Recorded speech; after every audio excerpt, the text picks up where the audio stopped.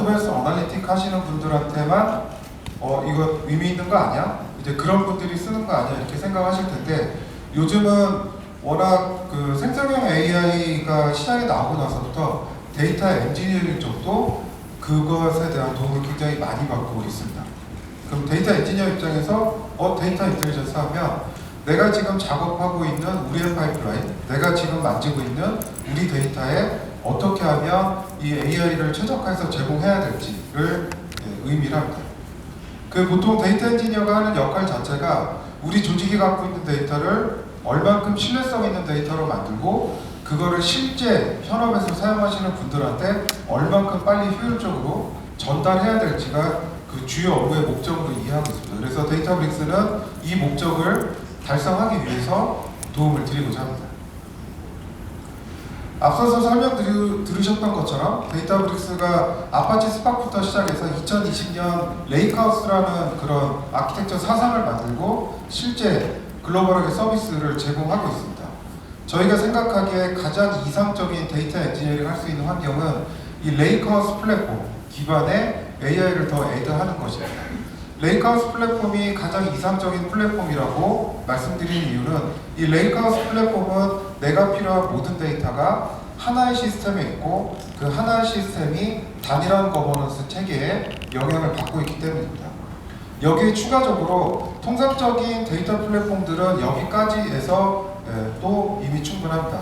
하지만 저희가 나가려고 하는 그 방향성은 여기에 AI 기능을 더 추가해서 기존의 데이터 엔지니어 분들이 하시는 노력을 줄이거나 없애드리는 것을 주 목적으로 하고 있습니다. 그래서 일반적인 AI가 아니고 우리 비즈니스는 데이터 엔지니어 입장에서는 데이터 파이프라인 그 자체가 되겠습니다. 그리고 내가 지금 처리하는 이 데이터의 최적화된 기능을 빌트인으로 제공하는 것을 그 목적으로 하고 있습니다. 내가 이런 작업들을 하기 위해서 더 뭔가의 코딩을 더 애드하는 것이 아니고 그냥 플랫폼 자체로 있는 그대로 그냥 쓰시는 거죠. 하지만 우리가 지금 쓰고 있는 현실을 한번 보면 쉽지가 않습니다. 제가 예전에 정보계 프로젝트 할 때도 정보계 프로젝트 할 때마다 뭐 사일로를 없애고 막 이런 얘기를 많이 했지만 아직까지도 그 사일로가 많이 남아있고 실제로 클라우드 시대가 오면서 어떻게 보면 더 많아진 것 같아요. 우리가 쓰는 클라우드의 네이티브 솔루션들은 더 다양해졌고 더 전문화됐습니다. 이 전문화된 솔루션을 쓰기 위해서 더 많이 배워야 되고 더 많은 비용을 더 들이셔야 돼요. 어떻게 보면 하나의 솔루션이 완벽할 때 1이라고 하면 그렇게 완벽한 솔루션은 없잖아요. 근데 우리가 포인트 솔루션을 뭐 0.9짜리, 0.8짜리 이런 거를 여러 개 엮어서 쓰시다 보면 그 시스템의 유용성과 안정성도 곱하기 한 것만큼 해보시면 점점 떨어지게 되어 있습니다. 이걸 좀 정리를 해보면 데이터 엔지니어링 입장에서 핵심적으로 어떤 장애 요소가 있을지 좀 3가지 정리를 해봤고요. 제가 뒤에 조금 더 세부적으로 4가지를 더 추가로 설명드리겠습니다. 첫 번째는 서로 다른 데이터 소스 그리고 서로 다른 데이터 포맷입니다. 편하게 생각하시면 앞서서 저희 로이님이 잠깐 설명해 주셨던 것처럼 저희가 레이크플로우 커넥트라는 거를 만들어서 네이티브로 제공하는 이유 중에 하나가 데이터 엔지니어 입장에서는 기존에 우리가 서비스해야 되는 데이터를 만들기 위해서는 너무 많은 데이터베이스, 데이터 웨어하우스 그리고 사스형에 있는 그런 데이터 소스를 굉장히 많이 접근하셔야 돼요. 근데 문제는 서로 다른 데이터 소스에 접근하는 게 그렇게 쉽지만 않다는 것입니다. 두 번째는 거버넌스 구조입니다. 내가 이렇게 서로 다른 시스템에 있는 데이터에 접근하고 이거에 대해서 거버넌스를 제공하기 위해서 서로 다른 카탈로그를 써야 되고 어떤 경우에는 내가 읽을 수는 있지만 그 카탈로그가 내가 읽는 걸 허용을 안 할 때도 있죠. 마지막으로는 가장 많이 도움이 필요한 내장형 인텔리전스입니다. 내가 어떤 작업을 할 때 제가 예전에 아파치 스팍 처음 할 때는 정말 많은 튜닝 파라미터가 있었어요. 그래서 보통의 인프라 그 스팍 개발하시는 분, 데이터 파이프를 하시는 분들이 그 파라미터를 얼만큼 잘 튜닝하는지 많이 알고 어떻게 하면 워커라운드를 찾고 이게 굉장한 그런 지식이었습니다. 근데 경험해보셨지만 아파치 스팍, 특히 오픈소스 기반으로 되어 있는 이런 서비스들을 쓰실 때 보면 과거 버전에 내가 굉장히 뭔가 지식을 생각했던 게 새로운 버전이 나오면 의미가 없어지는 경우가 상당히 있습니다. 실제 의미 있는 거는 우리가 가진 데이터를 내가 얼만큼 잘 이해하고 처리할 수 있을지지 인프라 단에서 어떤 파라미터를 어떻게 튜닝하니까 이만큼 좋아지더라. 이미 그런 것들은 다 서비스화 되어 있는 세상이 됐죠. 제가 크게 데이터 통합, 거버넌스 통합, 그리고 빌트인 인공지능을 활용한 자동화, 이렇게 데이터 통합, 거버넌스 통합, 자동화, 이렇게 통합, 자동화, 이렇게 세 가지로 좀 살펴보도록 하겠습니다. 첫 번째 데이터 통합을 보시면 데이터브릭스는 예전에 좀 아쉬웠던 것 중에 하나가 네이티브 커넥터 종류가 그렇게 다양하지 않았어요. 어떻게 보면 내가 필요한 데이터들에 대한 수집하는 거는 이미 제공을 했지만, 뭐 예를 들어 보면 제가 세일즈포스에서 데이터를 가져온다든지, 제가 지금 분석해야 될 데가 이미 세일즈포스에 있어요. 근데 여기 있는 데이터를 가져오고 싶은데 어떻게 가져야 되지? 제가 지금 필요한 데이터가 워크데이에 있어요. 혹은 뭐 시퀄 서버에 있어요. 이런 것들을 가져오려고 할 때 네이티브한 서비스가 없기 때문에 이를 위해서 별도의 서비스를 구매하고 구성하고 유지보수하고 이런 작업을 하셨어요. 별도의 비용을 또 차지가 되면서요. 근데 데이터브릭스는 레이크플로우 커넥트라는 거를 만들면서 지금 보시는 저런 사스형의 서비스들, 그리고 여러 이기종의 데이터 소스에 대해서 데이터브릭스 자체적으로 이를 가져올 수 있는 그런 커넥터를 개발을 하고 있습니다. 그리고 일부는 지금 서비스를 하고 있고요. 그리고 또 하나가 쿼리 페더레이션 같은 거예요. 뭐냐면 보통의 데이터브릭스에서 분석하고 있는 서비스는 이미 그 데이터가 오브젝트 스토리지에 있다고 가정을 합니다. 하지만 실제 업무에서 분석하시는 분들이 필요한 데이터는 이미 다른 데이터 소스에 있는 경우들이 굉장히 많죠. 제가 원하는 데이터는 MySQL에 있어요. 저희 분석가분들이 보는 데이터는 빅쿼리에 있어요.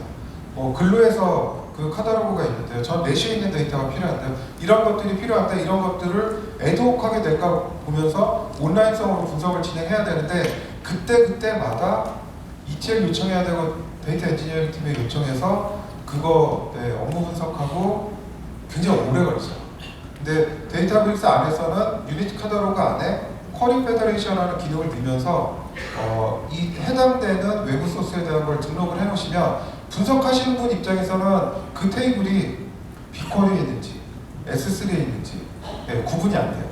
그냥 똑같은 테이블처럼 보입니다. 그리고 분석하실 때 하나의 SQL만 보내고 데이터브릭스 안에서 만약에 해당되는 데이터 소스가 그 테이블이 빅쿼리에 있거나 레시오에 있거나 하면 해당되는 플랫폼의 SQL 다이렉트로 변환을 하고, 그리고 웨어절에 프레디컷이 걸려있다라고 하면 해당 시스템에 푸시다운이 되고 그 해당 결과를 다시 가져와서 데이터브릭스 갖고 있는 데이터랑 온라인성으로 조인해서 보도록 되어 있습니다. 여기에서 좋은 거는 제가 가정을 해서 가정을 한번 해보죠. 제가 지금 S3에 있는 데이터도 있고 포스그레에 있는 데이터도 있고 뭐 MySQL에 있는 데이터도 있어요. 여러 데이터 소스에 있는 거를 가져와서 합쳐서 특정한 모델까지 가는 작업을 했다고 치죠. 지금 보시는 게 유니티 카탈로그에서 여러분이 아무것도 안 하셔도 유니티 카탈로그 안에서 데이터를 처리할 때 리니지를 자동으로 실시간으로 추적을 합니다. 그래서 컬럼 레벨까지 내가 지금 보고 있는 이 모델이 의지하고 있는 이 모델 마트는 어디에서부터 데이터가 흘러와서 여기까지 됐는지를 실시간으로 추적을 하도록 되어 있습니다. 그래서 내가 갖고 있는 데이터 혹은 외부에 있는 데이터까지도 함께 보실 수가 있는 것이죠. 그리고 또 하나는 저희가 작년에 태블러라는 아이스버그 관련된 파운더들이 만든 아이스버그 관련된 원천 기술을 갖고 있는 회사를 또 인수를 했습니다. 그렇게 하면서 저희의 목표는 보통은 레이크하우스라는 아키텍처를 구성을 하실 때 파일 타입을 선택하셔야 되죠. 보통 우리는 조금 더 오픈형으로 가고 싶어. 그리고 여러 벤더에서 지원하는 것 같으니까 아이스버그. 데이터브릭스에서 델타 레이크 만들었는데 이것도 오픈소스고 굉장히 잘 돌아간다고 하니까 우리는 델타 레이크 해볼까 이렇게 하지만 델타 레이크를 선택할지 아이스버그를 선택할지에 따라서 그 실행 엔진이 달라지고 실행 엔진을 지원하는 클라이언트 달라집니다. 그래서 엔지니어링적으로 아키텍처링을 할 때 분석을 좀 고민을 많이 하게 되는데 선택에 따라서 데이터브릭스가 앞으로 나가는 방향성은 이제 그런 고민을 안 하게 하려고 합니다. 그리고 저 내용에 대해서 뒤에 한 번 더 설명드리도록 하겠습니다. 그럼 생각을 해보시면 내가 갖고 있는 데이터의 타입을 어떤 식으로 결정해야 될지에 대한 고민, 그리고 카탈로그가 분산되어 있기 때문에 거버넌스 자체도 분산되어 있다는 거로 인해서 결국에는 조직 내에서 데이터 관련된 마찰이 커지는 거죠. 내가 어떤 의사결정을 할 때 시간이 오래 걸리고 활용을 할 때도 굉장히 많은 엔지니어링 코스가 들어가게 됩니다. 그래서 데이터브릭스는 유니티 카탈로그라는 것을 통해서 이를 해결하려고 합니다. 이 유니티 카탈로그는 지금 기존에 쓰시는 CSV, 제이슨, 에이브로 기존의 오픈 형태로 쓰셨던 모든 데이터 포맷 포함, 델타 레이크, 아이스버그 모두를 지원하고 여기에 더불어서 유니티 카탈로그를 오픈을 해서 유니티 카탈로그를 통해서 레스트 파일을 가지고 외부에 있는 클라이언트가 유니티 카탈로그 안에 있는 데이터를 보실 수 있도록 하는 것을 제공을 하기 시작을 했고 현재 일부 기능들을 프라이빗 프리뷰로 제공을 하고 있습니다. 이 유니티 카탈로그 안에는 저희가 데이터 엔지니어링적인 측면에서 조금 더 고민을 했던 게 어떤 거냐면 기존에 우리가 만들었던 델타 레이크, 아이스버그 포맷들은 모두 기반으로 하고 있는 거는 오픈 파케이 포맷을 기반으로 하고 있습니다. 근데 이 오픈 파케이 포맷을 실환경에서 운영하실 때 굉장히 많은 관리형 작업들이 필요해요. 어떻게 하면 최적화할지, 어떻게 하면 스토리지의 코스트를 낮출지를 지속적으로 데이터 엔지니어링 하시는 분, 인프라 하시는 분들이 노력을 하셔야 됩니다. 근데 여기에 데이터브릭스가 내장형으로 AI 드리븐 프리딕티브 옵티마이제이션이라는 기능을 추가를 했습니다. 그래서 저 프리딕티브 옵티마이제이션 기능을 쓰시면 플랫폼에서 알아서 스토리지 비용을 낮추고 알아서 데이터에 대한 레이아웃을 최적화합니다. 제가 조금 더 자세한 내용은 뒤에 좀 예를 들어서 설명드리도록 하겠습니다. 거버넌스 통합으로 보면 예전에 정보기하고 분석기 프로젝트 할 때는 우리가 관리하려고 하고 있는 데이터에 대한 자산이 보통은 테이블, 조금 더 가면 파일 여기까지였어요. 그런데 실제 저희가 고객분들의 그런 요청사항이나 그런 걸 보면 지금은 내가 만든 모델, 내가 만든 대시보드 이런 것들을 만들기 위해서 썼던 노트북을 모두 다 자선화하고 있고 모두 다 하나의 거버넌스 아래에서 관리를 하고 싶어 하세요. 그래서 유니티 카탈로그는 아예 설계할 때부터 단순히 테이블이나 파일에 대한 거버넌스만을 목표로 하고 있지 않았습니다. 그래서 저희 창업자인 마테이님이 이 아이디어를 맨 처음에 내고 그 개발에 대한 철학을 세울 때부터 AI 관련된 내용까지도 그 전체의 대상으로 포함을 하고 있습니다. 또 하나는 데이터 엔지니어링에서 계신 분들의 피땀 눈물이 섞여 있는 그 굉장히 예쁘고 아름답게 만들어 놓은 데이터를 가능한 멀리 전파할 수 있는 방법을 고민을 했습니다. 그러니까 보통은 우리가 만든 데이터를 우리 회사 내 다른 조직 혹은 정당한 권리가 있는 외부 회사와 데이터를 안전하게 교환을 하고 싶어 하시는데 그 방식이 쉽지가 않아요. 그래서 데이터브릭스가 델타 쉐어링이라고 하는 오픈 프로토콜을 만들고 이를 통해서 데이터브릭스도 좋고요. 그리고 데이터 공급은 데이터브릭스 플랫폼에서 하지만 그걸 받아서 소비하시는 분은 데이터브릭스 플랫폼이 아니셔도 돼요. 데이터브릭스가 델타 쉐어링이라고 하는 파이썬 패키지 같은 걸 이미 제공하고 있어서 그냥 주피터 노트북이나 이런 데서 델타 쉐어링이라는 패키지를 다운받아서 설치해서 쓰시면 되고 또 BI 툴 중에 태블릿이나 파워비아이 이런 것들은 아예 델타 쉐어링이라고 하는 프로토콜을 네이티브하게 지원을 하고 있습니다. 내장된 인공지능을 보면 제가 유니티 카탈로그를 계속 설명드리는데 유니티 카탈로그에는 크게 세 가지 테이블 종류가 있습니다. 첫 번째가 보통은 데이터 플랫폼 쓰시면 테이블 종류가 두 가지잖아요. 첫 번째가 매니지드 테이블, 두 번째가 익스터널 테이블, 그리고 지금 저희가 하나 더 애드한 게 포린 테이블이라고 해서 다른 DB 있는 거, 비퀄이나 넷이 이런 데 있던 것들을 연결하는 테이블들인데 각각의 테이블 종류에 따라서 저희가 지원하는 범위가 다릅니다. 제가 지금부터 말씀드릴 거는 유니티 카탈로그 안에 있는 관리형 테이블, 매니지드 테이블에 대한 거고 이 매니지드 테이블을 대상으로 자동 성능 최적화 그리고 자동으로 스토리지 비용을 낮춰주는 그런 기능을 제공을 합니다. 앞서서 데이터 엔지니어링에 크게 세 가지 관련된 게 있고 조금 더 제가 세부적으로 네 가지를 설명드리겠다고 했는데 아마 가장 많이 고민하시는 게 성능 최적화이실 것 같아요. 내가 지금 만들어 놓은 게 우리가 갖고 있는 비용 안에서 우리가 할 수 있는 노력 안에서 가장 쥐어짠 상태에서 작업을 하고 있는 것인지 그리고 두 번째는 데이터 접근 관리고, 저 데이터 접근 관리는 단순히 누가 이걸 읽을 수 있어요 이런 거를 벗어나서 이 데이터의 접근이 예를 들어서 최근에 또 굉장히 그 데이터에 대한 민감 데이터 관리 같은 게 굉장히 중요한데, 우리가 지금 처리하고 있는 데이터 중에 민감도가 있는 데이터가 어느 정도 레벨이 있고 이것에 대한 민감도 있는 데이터는 우리는 내부적으로 어떻게 관리할 것인가에 대한 거를 어떻게 하면 안전하지만 편하게 할 수 있는지에 대한 내용이고요. 세 번째가 가시성입니다. 아마 대부분 플랫폼 운영하시는 데 보면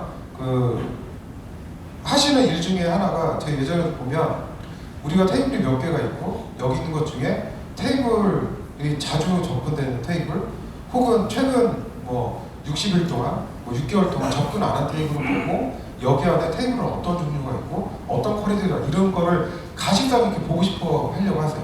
특히 신규 데이터 플랫폼을 구축하면 구축할수록 그런 거에 대한 니즈가 큽니다. 또 마지막으로 탐색과 협업에 대한 것도 좀 말씀드리도록 하겠습니다. 첫 번째 성능 최적화 관련해서는 저희가 프로젝트 옵티마이제이션이라는 거를 벌써 출시한 지가 한 2년이 넘은 것 같아요. 현재는 이제 GA 기능으로 이미 제공하고 있고, 이 프로젝트 옵티마이제이션은 편하게 생각하시면 데이터브릭스 내에서 플랫폼에서 흘러가는 워크로드를 지속적으로 분석을 하고, 그 분석된 워크로드를 기반으로 어떤 테이블을 어떻게 최적화해야 가장 비용을 낮추면서 가장 내가 돈을 투자했을 때 가장 ROI가 높은 데다가 작업을 할지를 플랫폼 내부적으로 판단합니다. 그래서 제가 전에 뭐 이렇게 오라클 클라우드를 이렇게 데이터 플랫폼 하는 회사를 거쳐서 데이터브릭스 입사한 지 4년이 됐는데요. 맨 처음에 제가 데이터브릭스 와서 고객사 가면 그때 그 데이터브릭스 운영하시는 데이터 엔지니어링 팀에서 요청하셨던 게 그런 게 있어요. 우리가 이거 델타 테이블 옵티마이즈 해야 되는데 어떤 기준으로 해야 될지 모르겠어요. 그리고 그 전체를 하자니 비용이 너무 많이 들고, 그러면 우리가 선택을 해야 되는데 어느 기준으로 선택을 해야 되죠? 어느 기준으로 선택하려면 결국에는 어떤 테이블이 얼마큼 자주 쓰이고 어떤 쿼리들이 날아다니는지를 분석을 해야 되는데, 이제 그런 것들을 데이터브릭스 내에서 자동화해줍니다. 지원하는 연산은 옵티마이즈, 캡션, 어널시스 이 세 가지를 자동화해서 제공을 하고 있고요. 옵티마이즈는 편하게 생각하시면 오브젝트 스토리지 안에 있는 파일 크기를 최적화합니다. 아시는 것처럼 예전에 하드 퓨전이나 이럴 때도 보면 스몰 파일이나 이런 데이터 스큐가 일어났을 때 굉장히 많은 문제가 생겨요. 스큐나 파일 자체가 오퍼레이션의 오버헤드를 내기도 하고, 그리고 그로 인해서 쿼리 성능 자체가 느려지는 그런 사이드 이펙트가 있습니다. 데이터브릭스 안에서는 옵티마이즈라는 기능으로 이걸 해결하고 있고, 프리딕티브 옵티마이즈는 데이터 엔지니어링 하시는 분이 별도의 신경을 쓰는 게 아니고 그냥 기능만 이네이블 하시면 저희가 알아서 플랫폼 안에서 처리를 하고, 백큐 같은 경우도 보통 운영을 하시다 보면 저희가 이제 타임 트래블이나 이런 것들이 있기 때문에 트랜잭션 로그를 보고 있다가 오래된 그런 파일들은 지우셔야지, 그 오브젝트 스토리지가 비용이 굉장히 싸긴 하지만 데이터가 커지면 걔도 줄이셔야죠. 그러면 백큐이 자동으로 돌면서 비용을 줄일 수 있고, 더 빠른 정확한 쿼리가 날아갔을 때 실행 계획을 얼마큼 정확하게 효율적으로 세우는지를 알려면 통계값을 갱신해야 되는데, 그 통계값에 관련된 어널러지 세 가지 오퍼레이션을 PO에서 자동으로 돌려주도록 되어 있습니다. 성능 최적화 기존에 했던 우리가 했던 엔지니어링 패스를 좀 살펴보도록 하겠습니다. 맨 처음 했던 게 하이브 스타일 파티션, 아직도 많이 쓰시죠? 그리고 델타 레이크를 쓰시면 하이브 스타일 파티션이 갖고 있는 문제를 해결하기 위해서 지오더링이라는 걸 합니다. 하지만 지오더링을 하더라도 스틸 노력을 많이 하셔야 됩니다. 어떤 문제가 있는지 한번 볼까요? 파티션 테이블 어떤 컬럼을 지정해야 될지, 그리고 내가 지정한 테이블이 과연 적합한 카디널리티를 갖고 있는지. 제가 예전에 하둡 할 때 그 하이브 파티셔닝 해놓은데 보면 보통은 뎁스를 2개까지 하고 아마 뎁스가 3개까지 내려가거나 하면 그때부터 이슈가 생기기 시작해요. 또 하나는 이걸 해결하기 위해서 델타 레이크에서 지오더를 한다라고 하면 파티셔닝은 어떤 컬럼 가져가고 지오더는 어떤 컬럼 가져가야지. 보통은 파티셔닝 해놓고 나서 파티셔닝 했는데도 불구하고 파티셔닝 프루닝을 해서 내가 데이터 스키핑을 했는데도 불구하고 더 들어가서 웨어 조건이 더 걸렸는데 거기 안에 들어가도 파일이 100만 개가 있으면 어떡하지? 이런 고민이 있는 거죠. 좀 정리를 해보면 하이브 스타일 파티션 같은 경우는 운영하다 보면 스몰 파일 문제도 생기고 데이터 스큐가 굉장히 큽니다. 근데 이걸 해결하기 위해서 지오더라는 걸 하나 더 추가를 했어요. 근데 지오더를 하더라도 즉각적으로 데이터 스키핑을 하실 수는 없어요. 신규 데이터는 지오더를 또 별도로 치셔야 되고, 지오더는 내부적으로 G큐브라는 걸 쓰는데 이 G큐브가 완벽하게 채워지지 않으면 다음에 지오더 옵티마이즈 지오더를 돌릴 때 완벽하게 채워져 있지 않은 G큐브는 다시 또 파일을 라이트하는 작업이 생기면서 라이트 작업이 많아지는 그런 사이드 이펙트가 생길 수가 있습니다. 근데 저희가 이제 리퀴드 클러스터링이라는 게 나오면서 얘는 쓰기 성능은 더 빠르고요. 읽을 때는 약간의 오버헤드가 있지만 비슷한 성능을 내도록 되어 있습니다. 하지만 여기에서 좋은 거는 점진적으로 인크리멘털하게 할 수 있고 자동 튜닝하고 사용자가 개입할 것들이 확실히 줄어들었어요. 그 동시성도 굉장히 높아졌습니다. 근데 이제 그럼에도 불구하고 리퀴드 클러스터링을 저희가 한 2년 정도 글로벌하게 사용을 하면서 받았던 피드백 중에 하나가 여전히 예전에 하이브 스타일의 파티션 했을 때 하이브 파티션을 골랐던 것처럼 리퀴드 클러스터링이라는 방식도 파티션이라는 건 없지만 얘도 클러스터링 키는 컬럼은 정해주셔야 돼요. 그래서 어떤 테이블을 써야 될지 어떤 기준으로 클러스터링 컬럼을 선택해야 될지 이게 다 요건 중에 하나고, 또 하나는 우리는 몰라요. 데이터 엔지니어링 팀은 대부분 후행적으로 합니다. 모든 일을. 사용자가 쿼리 패턴을 바꿨어요. 근데 그 바뀐 거를 데이터 엔지니어링 팀은 나중에 하죠. 그리고 우리가 일 배치로 데이터를 수집을 하다가 갑자기 아워리 배치로 바뀌어요. 그럼 지금 하이브 스타일 파티셔닝 쓰다가 갑자기 사용자가 이제부터는 비즈니스 리퀘어먼트가 바뀌었으니까 우리는 아워리로 바뀌었다라고 하면 테이블 다 들어엎어야 되죠. 리퀴드 클러스터링에서는 이거를 굉장히 쉽게 하면서 여기에서 조금 더 쉽게 하기 위해서 아예 여기 보시면 클러스터 만들 때 클러스터로 할 거다. 이제 파티션 바이 이런 게 없죠. 그리고 여기 보시면 바이 오토에 넣으면 데이터브릭스 플랫폼 안에서 클러스터링 키도 자동으로 만듭니다. 그래서 비기닝이 지금 이제 퍼블릭 웹으로 테스트를 하고 있는데 저희가 지속적으로 사용자에 대한 쿼리 패턴 같은 거 업무 워크로드를 모니터링하고 있다가 그 쿼리 패턴에 따라서 이 테이블에 대해서는 어떤 식으로 클러스터링 해야 되는지를 결정을 합니다. 그리고 그 클러스터링 패턴, 그 컬럼 그 개수에 맞게 자동으로 최적화를 하도록 되어 있습니다. 이렇게 하면 사용자는 클러스터링 키 선택도 하지 않아요. 그냥 오토로 두고 그냥 돕니다. 시스템을 만들 때도 테이블 만들 때도 하이브 파티션은 어떻게 해야 되지? 고민하지 않고 그냥 테이블은 저기 지금 보시는 것처럼 크리에이트 테이블 클러스터하고 바이 오토 두면 시스템이 돌면서 사용자 패턴에 맞게 자기 스스로 테이블 조건을, 테이블에 대한 구조를 최적화하면서 수행이 되도록 되어 있습니다.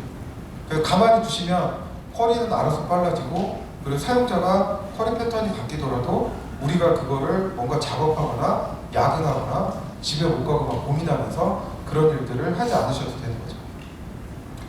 이제 접근 제한 좀 한번 볼게요. 접근 제한은 데이터 환경은 정말 끊임없이 변하고 사용자에 대한 요구사항도 끊임없이 생성이 되고 규제도 계속 새롭게 생성이 됩니다. 그리고 규제는 한번 높아지면 낮아지는 경우가 없죠. 계속 더 많은 십자가를 지셔야 되니까.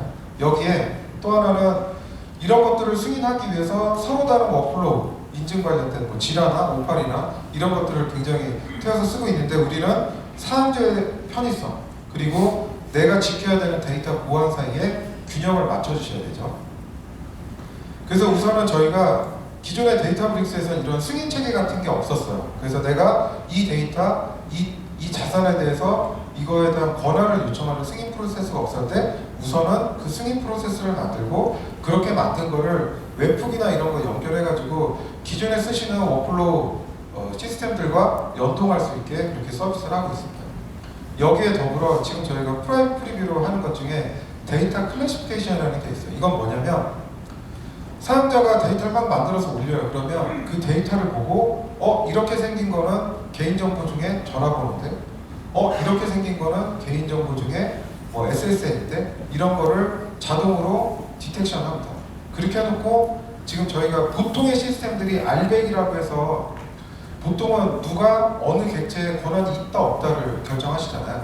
근데 저희가 지금 그 프라이빗 프리뷰를 하는 것 중에 A100이라는 게 있어요. 이건 속성 기반으로 하는 겁니다. 그 속성이 태그가 되는 거죠. 그래서 우리가 지금 갖고 있는 데이터 중에 뭐가 앞으로 어떤 형식의 데이터가 들어올지 모르겠지만 우리는 전화번호라는 속성이 들어오면 전화번호라는 속성은 거기 있는 데이터는 다 뭉개서 표시해라. 이런 정책을 하나 만드신 거죠. 이런 것들을 할 수 있도록 AI 기반으로 데이터를 자동 분류하고 있는 거를 현재 프라이빗 프리뷰로 작업하고 있고, 여기에서 좋은 게 내가 갖고 있는 데이터를, 민감한 데이터를 어디에다가 보내서 판단하는 게 아니고 내가 지금 갖고 있는 플랫폼 내부에서 그 선택을 판단할 수 있다는 것입니다. 그래서 이렇게 해놓으면 여기에 A100 그리고 데이터 클래시피케이션 그리고 여기에 지금 저희가 태그 기반으로 팔러시를 만드는 거를 합친다고 한번 가정을 해보죠. 어떤 일을 우리가 할 수 있는지. 지금 이건 제가 아마 이 장표를 쉐어를 해드릴 때, 슬라이드를 쉐어 해드릴 텐데, 여기 보시면 커밍 순이라고 되어 있으면 조만간 프라이빗 프리뷰가 나올 거고요. 프라이빗 프리뷰로 되어 있으면 얘가 퍼블릭 프리뷰, 그 다음에 GAP 나옵니다. 데이터브릭스는 퍼블릭 프리뷰부터가 프로덕션으로 쓰실 수 있는 기능입니다. 한 가지 시나리오를 보죠. 어떤 관리자분이 이렇게 폰이라는 태그가 있는 거에서는 특정하게 함수로 마스킹 하라고 하는 정책을 만들어요. 우리는 어떤 데이터가 들어올지 모르지만 전화번호라는 게 들어오면 그게 무슨 컬럼 이름이 어떻게 될지도 모르지만 아무튼 전화번호라는 게 들어오면 마스킹을 해주세요라고 이렇게 정책을 세웁니다. 이렇게 세우고 나면 두 번째로 사용자 B가 데이터를 업로드하는데 무슨 컬럼인지 모르긴 아무튼 전화번호가 들어있는 걸 올리십니다. 전화번호가 되어 있는 걸 올리면 데이터 클래시피케이션이 돌면서 이거는 전화번호인데라고 데이터에 대한 값을 보고 판단하고, 그렇게 하고 나면 유저 C가 데이터를 읽겠다고 시도를 하죠. 하면 이 테이블의 이 컬럼에는 폰이라는 태그가 붙어 있어요. 클래시피케이션을 해서. 그러면은 정책이 가동을 하게 되죠. 폰이라는 태그가 붙어 있으면 어떤 식으로 뭉개서 보여줘요. 하면 기능상으로 보면 자동으로 데이터 클래시피케이션 하는 거, 정책 관련된 거, 이게 하나로 합쳐지면 특별하게 무슨 작업을 하지 않으시더라도 데이터를 업로드하면 이런 것들을 하실 수가 있는 거죠. 그 또 하나가 데이터 가지성 관련된 거예요. 보통은 플랫폼이 커지면 커질수록, 그리고 운영에 대한 시간이 오래가면 오래갈수록 우리 플랫폼에 뭐가 어떻게 있는지 솔직히 잘 모르세요. 그리고 저희가 사이트 가서 많이 받는 것 중에는 이거 쓰면서 저희 사용하지 않는 테이블 알고 싶은데요. 자주 쓰는 건 어떻게 되는지, 그리고 접근 제어가 적용 안 돼 있는 거, 그리고 세밀한 접근 제어가 돼 있는 거, 가장 많이 쓰는 거, 이게 저희가 굉장히 많은 질문 중에 하나거든요. 이런 것들을 지능형으로 보실 수 있는 대시보드를 또 곧 출시가 됩니다.